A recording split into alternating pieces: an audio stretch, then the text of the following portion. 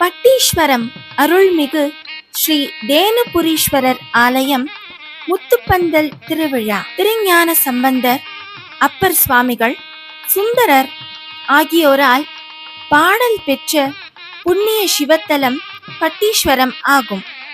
இது தஞ்சாவூர் மாவட்டத்தில் அமைந்துள்ளது. தேவார பாடல் பெற்ற தலங்களில் சோழ நாடு காவிரி தென்கரை தலங்களில் அமைந்துள்ள 23வது சிவத்தலம் ஆகும் இந்த பட்டீஸ்வரம் திருத்தலம். இங்கு அருள் பாலிக்கும் மூலவர் ஸ்ரீ பட்டீஸ்வரர் எனவும் தேனுபுரீஸ்வரர் எனவும் அழைக்கப்படுகிறார். அம்பிகை ஞானாம்பிகை என்றும் பல்வளை நாயகி என்றும் சிறப்பாக வழிபடப்படுகிறாள். இந்த பட்டீஸ்வரம் தலத்தின் தல விருட்சம் வன்னி மரம் ஆகும்.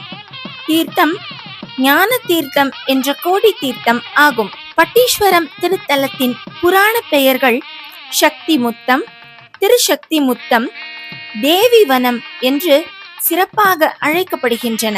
பட்டீஸ்வரம் ஆலயத்தின் சிறப்பு திருவிழாக்கள் முத்துப்பந்தல் திருவிழா, ரத்த சப்தமி திருவிழா, சோமவார வழிபாடு ஆகியவை ஆகும். தென்னிந்திய கட்டிடக்கலையில் மிகவும் சிறப்பாக கட்டப்பட்ட திருக்கோயில் பட்டீஸ்வரம் திருக்கோயில் ஆகும். சிவபெருமானின் வாகனமான நந்தியின் குலத்தைச் சேர்ந்த காமதேனுவின் 4 புதல்வியரில் ஒருவரான பட்டி என்ற கன்றுக்குட்டியால் பூஜிக்கப்பட்ட இறைவனே இத்தலத்தில் உள்ள சிவலிங்கம் ஆகும். முன்பொரு காலத்தில் இந்த தலத்தில் ஒரு சிவலிங்கத்தை காமதேனுவின் புதல்வியாகிய பட்டி உருவாக்கி தினமும் தன் பாலை சொரிந்து அந்த சிவலிங்கத்தை வழிபட்டு வந்தது. காமதேனுவின் புதல்வியாகிய பட்டி பூஜித்த திருத்தலம் என்பதால் இந்த திருத்தலத்திற்கு பட்டீஸ்வரம் என்று பெயர் வந்தது. பட்டி பூஜித்த சிவலிங்கம் பட்டீஸ்வரர் என்றே அழைக்கப்படுகிறார். வடமொழியில் தேனு என்றால் பசு என்ற பொருள். தேனுவாகிய பசு பூஜித்ததால் இந்த தலத்தின் இறைவன் வடமொழியில் தேனுபுரீஸ்வரர் என்றே இன்றும் அழைக்கப்படுகிறார். பார்வதி தேவி பூலோகத்தில் தவம் செய்ய ஏற்ற அமைதியான இடத்தை தேடி இங்குள்ள அரசவனத்தை அடைந்தார். அப்பொழுது தேவர்களும் முனிவர்களும் பார்வதி தேவிக்கு உதவி செய்யும் பொருட்டு மரம் செடி கொடிகளாக மாறி அம்பிகைக்கு நிழல் தந்து காவலும் புரிந்தார்கள். இதனால் மனம் மகிழ்ந்த சிவபெருமான் அம்பிகைக்கு காட்சியளித்து அருள் புரிந்தார். எனவே இந்த தலம் தேவி வனம் என்றும் அழைக்கப்படுகிறது.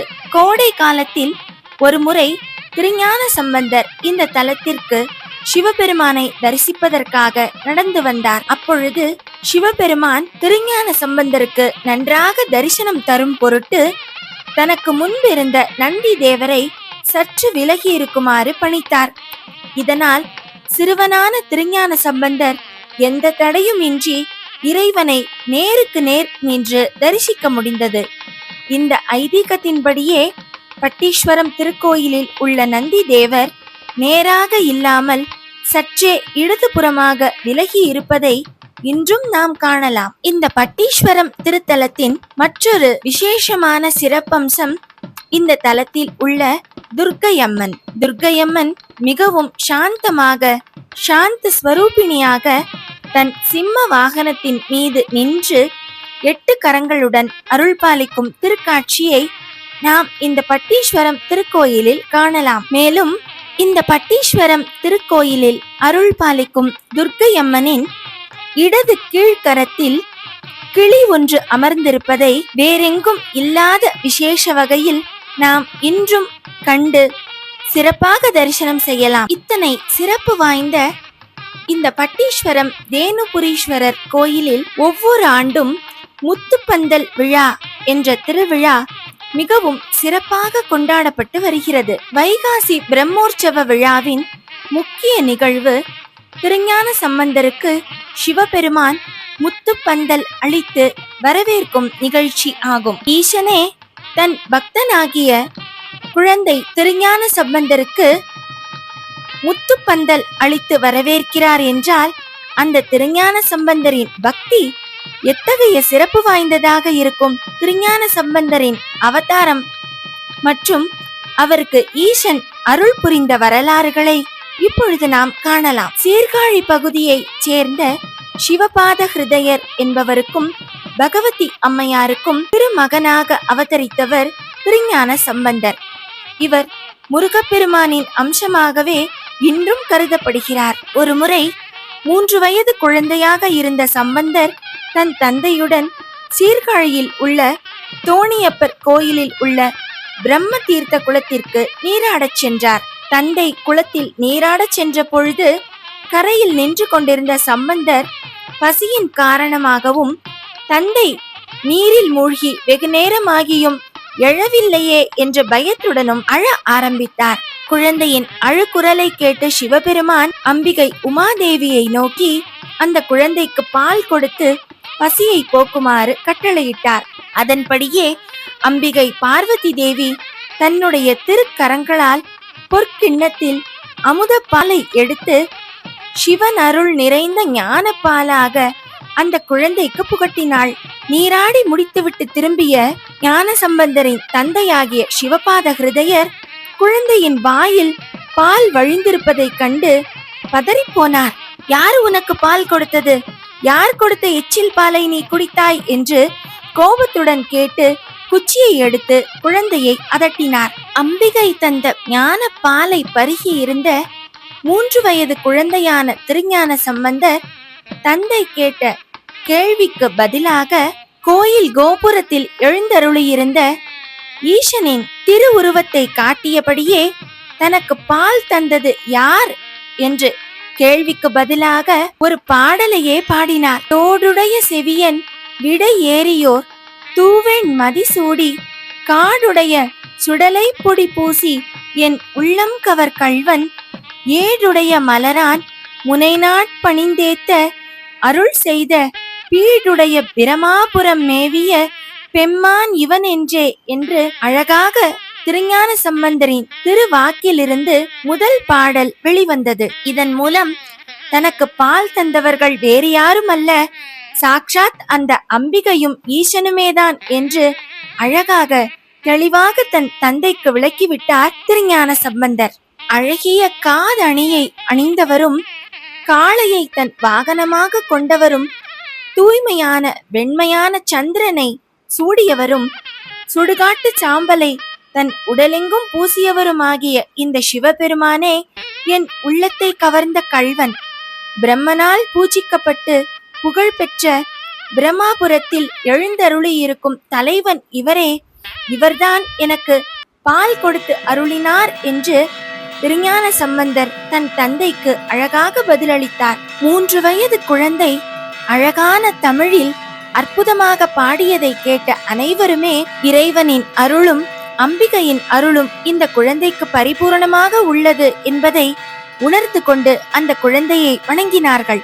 சீர்காழியில் சிவபெருமானிடம் ஞானப்பால் உண்ட திருஞான சம்பந்தர் தன்னுடைய 3ஆம் வயதிலேயே தன்னுடைய முதல் திருத்தல யாத்திரையாக திருக்கோலக்கா என்ற திருத்தலத்திற்கு எழுந்தருளி அந்த கோயிலில் குடிகொண்டிருக்கும் ஈசனை தரிசனம் செய்தார். அங்கு எழுந்தருளி இருக்கும் ஈசனை துதித்து பாடிய திருஞான சம்பந்தர் பதிகத்திற்கு ஏற்ப தன்னுடைய மென்மையான சின்னஞ்சிறு கைகளால் தட்டி தட்டி தாளம் போட்டபடி பாடினார். தொடர்ந்து கைகளால் தாளம் போட்டபடியே பாடியதால் குழந்தையின் கைகள் சிவந்து நோகுமே என்று கருதிய சிவபெருமான் சம்பந்தரின் மீது அளவில்லா கருணை கொண்டார். உடனே திருஞான சம்பந்தருக்கு ஓம் நம சிவாய என்ற திரு 5 எழுத்து மந்திரம் பொறிக்கப்பட்ட 2 பொன் தாளங்களை இறைவன் வழங்கி அருளினார். அந்த பொன் தாளங்களுக்கு தெய்வீகமான இனிமையான ஓசையை, அதாவது இசையை அன்னை உமையம்மை கொடுத்தருளினார். இதனாலேயே திருக்கோலக்கா திருத்தலத்தில் எழுந்தருளியிருக்கும் அம்பிகைக்கு ஓசை கொடுத்த நாயகி என்ற திருநாமம் இன்றும் வழங்கப்படுகிறது. சீர்காழியில் அம்பிகையிடம் ஞான பால் உண்ட சம்பந்தர் திருக்கோலக்கா திருத்தலத்தில் இறைவனிடம் பொன் தாளங்களை பெற்று அப்படியே தன்னுடைய சிறு வயதிலேயே பல சிவத்தலங்களுக்கு யாத்திரை மேற்கொண்டபடியே இறைவனை பாடியபடியே வந்தார். இறைவா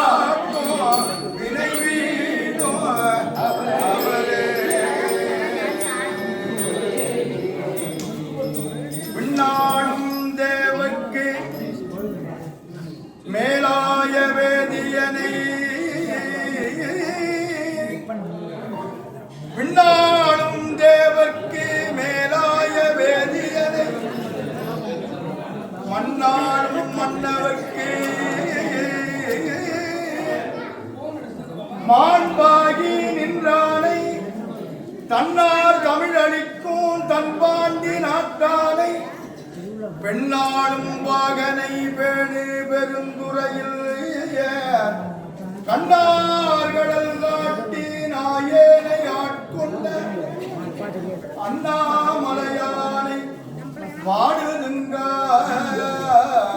கண்ணார்கடல் காட்டி நாயேனை ஆட்கொண்ட அண்ணாமலையானை பாடுதுங்கானம்மானாய்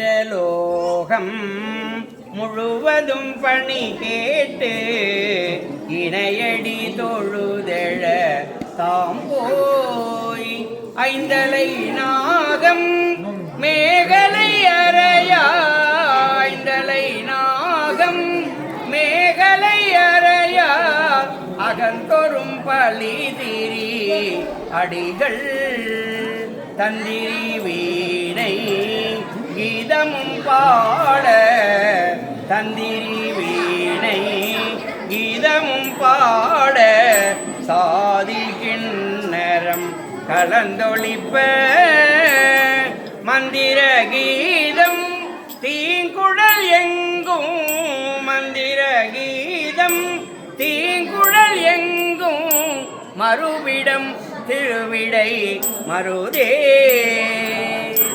குழலொலியால் ஒளி குத்தொலிய தொலி எங்கும் குலாம் பெருகி நிலவொலி விண்ணளவும் சென்று விம்மிமிகு திருவாரூரில் மலவிடையார்க்கு வழி வழியானாய் மனம் செய் குடி பிறந்த பல அடியாருடன் கூடி அம்மானுக்கே பல்லாண்டு கூறுதுமே.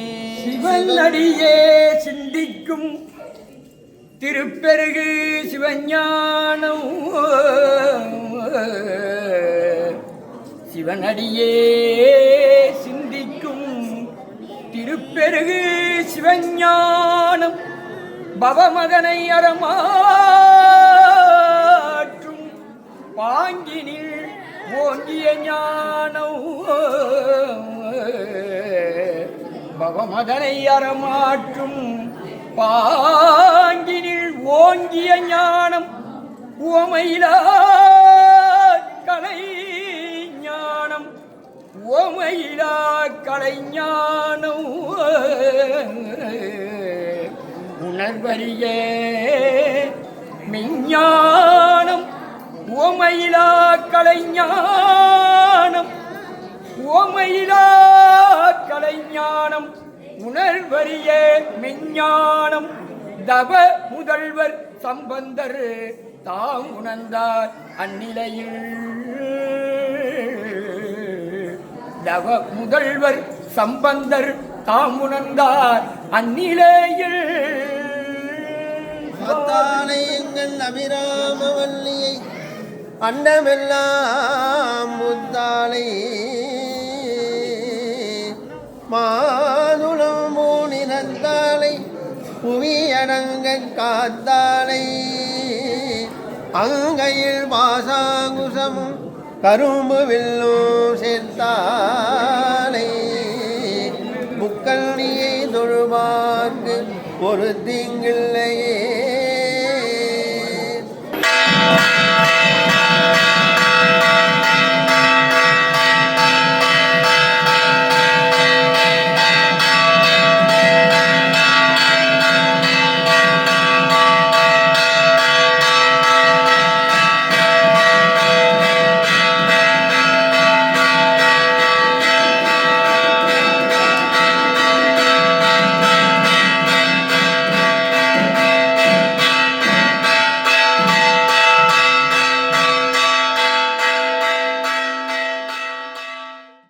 அவருடைய மென்மையான பாதங்கள் நோக நடந்ததை பொறுக்காத சிவபெருமான் ஒரு நாள் திருஞான சம்பந்தருக்கு மீண்டும் அருள் செய்ய எண்ணினார். சம்பந்தர் திருநெல்வாயில் அறத்துறைக்கு அருகில் உள்ள மாரன்பாடி என்ற தலத்தில் தங்கியிருந்த பொழுது இறைவனின் கட்டளைப்படியே சிவகணங்கள் கண்ணுக்கு தெரியாத வகையில் வந்து முத்துக்குடை மற்றும் முத்து சின்னங்களை, பல்லக்கு ஆகியவற்றை திருஞான சம்பந்தரிடம் வழங்கினார்கள்.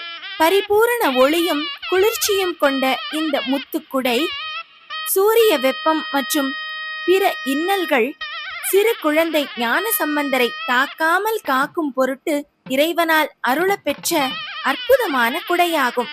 இந்த முத்துக்குடையை பெற்ற பிறகு சம்பந்தர் வெறும் கால்களால் நடப்பதற்கு பதிலாக இறைவன் தந்த அந்த பல்லக்கில் அமர்ந்து முத்துக்குடையின் நிழலில் திருத்தல யாத்திரையை தொடர்ந்தார்.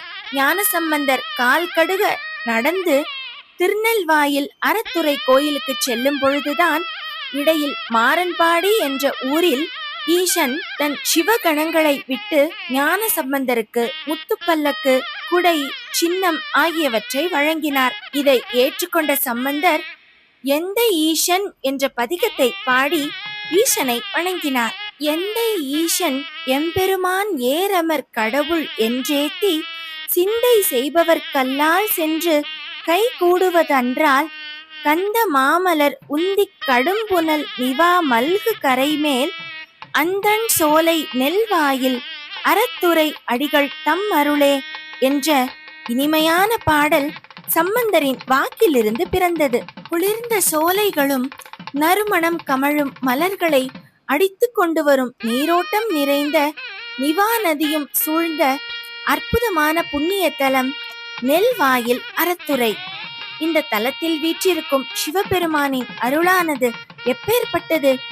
எந்தை ஈசன் எம்பெருமான் ரிஷப வாகனத்தில் ஏறி வரும் கடவுள் என்று போற்றி மனமுருகி சிந்திப்பவருக்கு மட்டுமே இது எளிதில் கைகூடுமே தவிர மற்றவர்களுக்கு இது எட்டாததாகும் என்று சம்பந்தர் அழகாக பாட பாட இறைவன் மிகுந்த மனமகிழ்ச்சி அடைந்தார். இப்படி சிறு வயதிலேயே பல சிவ தலங்களுக்கு யாத்திரை மேற்கொண்ட திருஞான சம்பந்தர் திரு சக்தி முற்றம் என்ற தலத்தை வணங்கிவிட்டு அங்கிருந்து பட்டீஸ்வரம் நோக்கி வந்து கொண்டிருந்தார். கோடை காலம் என்பதால் சூரியனின் வெப்பம் கடுமையாக இருந்தது. சிறு குழந்தையான ஞான சம்பந்தர் வெயிலில் நடந்து செல்வதை கண்டு பொறுக்க முடியாத சிவபெருமான் அவருடைய வெப்பத்தை தணிப்பதற்கு திருவுள்ளம் கொண்டார். ஈசனின் கட்டளைப்படியே பூதகணங்கள் விண்ணிலிருந்து அழகிய முத்துக்களால் ஆன பந்தலை கொண்டு வந்து சம்பந்தருக்கு தெரியாதவாறு நின்று அவர் திருமுடிக்கு மேல் நிழலாக பிடித்து கொண்டு சென்றார்கள். அந்த முத்துப்பந்தல் மிகுந்த குளிர்ச்சியுடன் ஒரு பூப்பந்தலை போல காட்சியளித்தது. மேலும் தேவர்களும் பூமழை பொழிந்து தங்களுடைய மகிழ்ச்சியை வெளிப்படுத்தினார்கள். இறைவனின் இந்த கருணையை போற்றி வியந்து மனமுருகிய ஞான சம்பந்தர் அவ்வினைக்கு இவ்வினை என்று தொடங்கும் அற்புதமான பதிகத்தை பாடி பட்டீஸ்வர பெருமானை வழிபட்டார். அவ்வினைக்கு இவ்வினை யாமென்று சொல்லும் அத்தறிவி உய்வினை நாடாதிருப்பதும் உந்தமக்கூனமன்றே கைவினை செய்தெம்பிரான் கழல் போற்றுதும் நாம் அடியோம் செய்வினை வந்தெம்மை தீண்டப் பெறா திருநீலகண்டம் என்று அழகாக பாடினார் திருஞான சம்பந்தர். முற்பிறவி வினைகளால் ஏற்படும் துன்பங்களையும் உடலை பாதிக்கும் குளிர்ஜுரம் போன்ற கடுமையான நோய்களையும் தீர்த்து அருளக்கூடியது இந்த அற்புதமான திருநீலகண்ட பதிகம். இப்படி பாடியபடியே பட்டீஸ்வரம் திருக்கோயிலை அடைந்து அருள்மிகு வேணுபுரீஸ்வரரை வணங்கினார் திருஞான சம்பந்தர். திருஞான சம்பந்தர் முத்துப்பந்தலின் கீழ் நடந்து வரும் நடை அழகை முழுமையாக காண அம்பிகையும் ஈசனும் ஆவல் கொண்டார்கள். திருஞான சம்பந்தர் பாடிய தேவார பாடலை கேட்ட சிவபெருமான் அவர் தன்னை தெளிவாக தரிசிக்க வேண்டும் என்பதற்காக தன் முன் இருந்த நந்தியை ஒரு புறம் விலகி இருக்குமாறு கட்டளையிட்டு அருள் புரிந்த தலமே இந்த பட்டீஸ்வரம் திருத்தலம். இதனால் மற்ற தலங்களில் உள்ளது போலவே சிவலிங்கத்திற்கு நேராக நந்திகேஸ்வரர் இல்லாமல் இந்த பட்டீஸ்வரம் தேனுபுரீஸ்வரர் ஆலயத்தில் மட்டும் சற்று ஒரு புறமாக விலகியபடியே நந்தி பகவான் காட்சியளிப்பதை நாம் இன்றும் காணலாம். இறைவன் ஈசன் தன்மேல் காட்டும் அளப்பரிய கருணையை எண்ணி வியந்த திருஞான சம்பந்தரின் திருவாக்கிலிருந்து பாடல் மறை என்ற அற்புதமான பாடல் பிறந்தது. பாடல் மறை சூடல் மதி பல்வளை ஓர் பாகம் அதில் 3 ஓர் கணையால் கூட எரியூட்டி எழில் காட்டி நிழல் கூட்டு பொழில் சூழ் பழசையுள் மாட மழபாடி உரை பட்டீஸ்வரம் மேய கடிகட்டு அரவினார் வேடம் நிலை கொண்டவரை வீடு நெறி காட்டி வினை வீடும் அவரே என்ற அற்புதமான பாடலை பாடி திருஞான சம்பந்தர் பட்டீஸ்வரம் திருத்தலத்தில் அருள் புரியும் ஈஸ்வரனை வழிபட்டார். வேதங்களை இசையுடன் பாடுபவர் சிவபெருமான். பிறை சந்திரனை தன் தலையில் சூடியிருப்பவர். பல்வளை நாயகியான உமாதேவியை தன் திருமேனியில் ஒரு பாகமாக கொண்டு அர்த்தநாரீஸ்வரர் போல் காட்சி கொடுக்கிறார். சோலைகள் சூழ்ந்த திருப்பழையாறை மற்றும் மாடங்கள் நிறைந்த மழபாடி ஆகிய இடங்களில் வீற்றிருப்பவர். திருப்பட்டீஸ்வரம் என்ற இந்த திருத்தலத்தில் எழுந்து அருளியிருக்கும் அற்புதமான தேனுபுரீஸ்வரரான இந்த சிவபெருமான் பாம்பை தன் ஆபரணமாக கொண்டவர். இப்படிப்பட்ட இந்த தேனுபுரீஸ்வரரை நாம் முழுமையாக வழிபட்டால் நம்முடைய தீவினைகள் அனைத்தும் முழுமையாக நீங்கிவிடும். இத்தகைய பெருமைகளை எல்லாம் கொண்ட சிவபெருமான் எழுந்தருளியிருக்கும் திருத்தலமே திருப்பட்டீஸ்வரம் ஆகும். பட்டீஸ்வரம் தலத்தில் எழுந்தருளியிருக்கும் தேனுபுரீஸ்வரரை உண்மையான பக்தியுடன் வணங்கும் அடியவர்களின் வினைகள் அனைத்தும் தவிடு பொடியாகி அவர்களுக்கு இறைவனின் அருளால் வீடு பேரே கிடைக்கும். எனவே சிவபெருமானை முறையாக வழிபடும் அடியவர்களுக்கு முக்தி பேறு நிச்சயம் என்பதே இந்த பாடலின்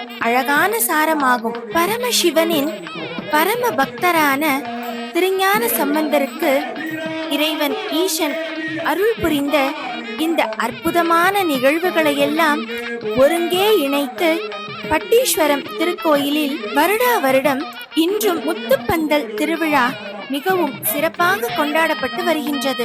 ஒவ்வொரு ஆண்டும் ஆனி மாதம் 1 தேதியில் இந்த விழா வெகு விமர்சையாக நடைபெற்று வருகிறது. திருஞான சம்பந்தருக்கு சிவன் பார்வதி காட்சி அளிக்கும் நிகழ்வும் முத்துக்கொண்டை மற்றும் முத்துக்குடை ஏந்தி திருஞான சம்பந்தர் அழகாக நடந்து வரும் அந்த வீதி உலாவும் இந்த திருவிழாவின் முக்கிய அம்சங்களாக கருதப்படுகின்றன.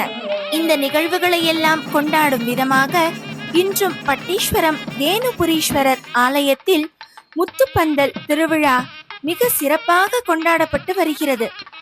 அம்பிகை 3 வயது குழந்தையான ஞான சம்பந்தருக்கு ஞானப்பால் கொடுத்த நிகழ்வு, இறைவன் ஈசன் திருஞான சம்பந்தருக்கு பொன் தாளம் தந்து அருளிய நிகழ்வு, திருஞான சம்பந்தருக்கு இறைவன் சிவன் முத்துக்கொண்டை, முத்துக்குடை, முத்து சின்னங்கள் தந்த நிகழ்வு, மேலும் பட்டீஸ்வரர் ஆலயத்தில் இறைவன் திருஞான சம்பந்தருக்கு முத்து பந்தல் அளித்த நிகழ்வு ஆகிய அனைத்துமே இந்த பட்டீஸ்வரம் திருத்தலத்தில் மிகச் சிறப்பான திருவிழாவாக இனிமையாக கொண்டாடப்பட்டு வருகிறது.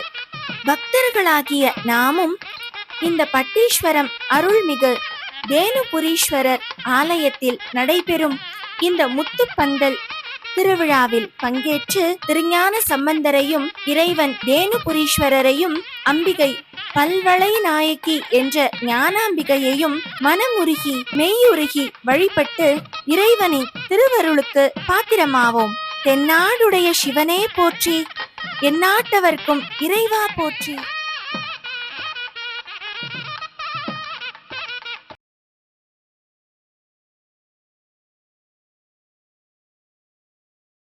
ஆனந்த ராகமாய் ஓர் ஆன்மீக பயணம். நீங்கள் பார்த்துக் கொண்டிருப்பது உங்கள் பாக்யம் சேனல். இது உங்கள் பாக்யம், எங்கள் பாக்யம்.